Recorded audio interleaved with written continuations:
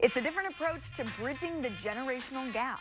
Coming up, how you can limit a disconnect and better connect with someone as a customer, client, or a coworker. All right, welcome back to Better Kansas City. There's a lot that separates the 5 generations in the workforce now, and Katherine Alsip from ThriveOn Concepts is here with ways to bridge the gaps. Now, first off, I want to welcome you to Better Kansas City. This is your very first time on the show, so thank you very much for joining us today. This is kind of a peculiar topic because I never thought about it really before, but we're at a point where you have, baby boomers kind of in the older not older generation, but the older folks in the workplace, and then folks more like experienced. More That's experienced. What we like to say. That's why you're the expert, and I'm not. And millennials as the younger kids in the workplace, and they're coexisting and working together. How do we bridge that gap, or what does it mean to bridge that gap between generations? Yeah. So you've probably heard. I mean, we talked about 5 generations in the workforce right now, all the way from traditionalists down to Generation Z. But you probably also heard that by 2020, millennials are going to take over half of the workforce, which for some people can be really scary. And for other people, they're super excited about it. Can I ask, what's a traditionalist? I've not heard of that. So that's going to be the generation that occurred right before the baby boomers. Okay. Yeah. Interesting. So I'm not exactly sure on the date, but I believe it's those born before 1946. Okay. Yeah, because baby boomers were post-World War II, right? Yes. Okay. Gotcha. Yes. So what makes your kind of approach different to bridging this generational gap? Yeah. So one of the things currently right now, the way that generations are formed is that there's an age range. So if you're born between this time or this time, you're given a generational title. A title, yeah. Right? But what happens is there's not a standard age or there's not a standard range. And that's one of the biggest problems with this. Plus, we label and then create characteristics for those. And so what we're trying to do with ThriveOn Concepts is create for business leaders a way for them to redefine the individual with the equation experience plus their environment is going to equal that uniqueness of that individual. Cool. That's interesting. I never thought about things like that. It's quite an interesting way to step back and think about it. I was always trying to figure out my generation.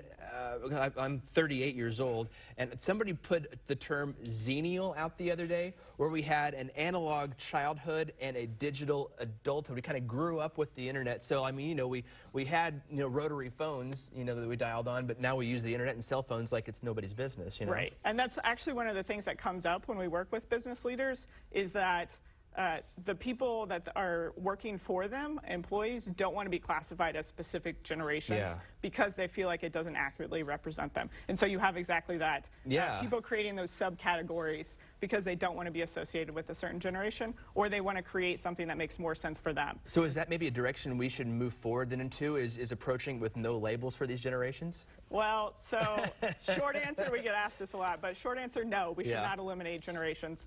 Generations and the research that goes behind it is exceptional because it's one of the things that creates trends and patterns, and that's how businesses decide on what they need to change.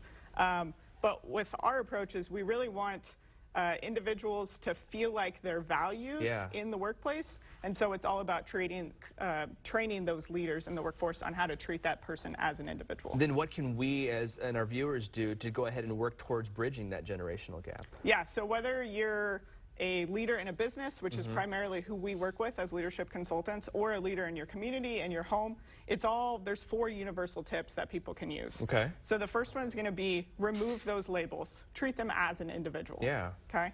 Number 2 is going to be to form a connection with them. Okay. Find something that you have in common with them. It doesn't matter what it is, but it creates a step closer to something that you guys can bond over. Sure. Right. The third is going to be recognize them and appreciate the things that they bring. So what is it they're really good at? Compliment, praise them on that.